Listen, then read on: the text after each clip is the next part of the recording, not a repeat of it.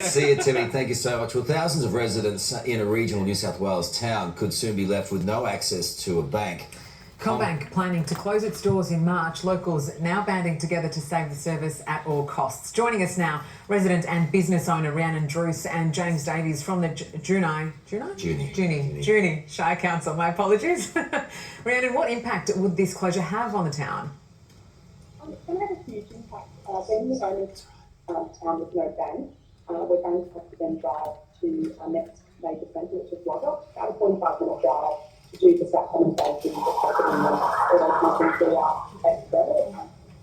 You know, this is something that's happened a lot in Queensland, and when I was growing up, the banks just disappeared.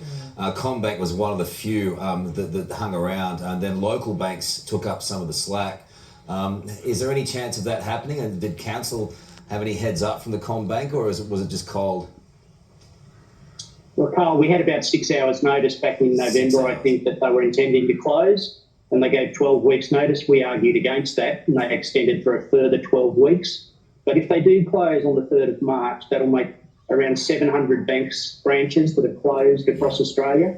And at that rate, there won't be a bank branch left in 3 years' time in rural Australia. Okay, is there any chance that another bank, a regional bank, can pick up the slack, or is that just, that's it for you? No, this is the last bank.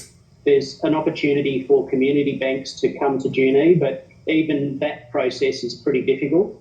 And the community are clearly telling the council that they want a fully serviced bank for their customer service, their face-to-face banking services. And look, the demands and you know the needs of regional communities are different to the city.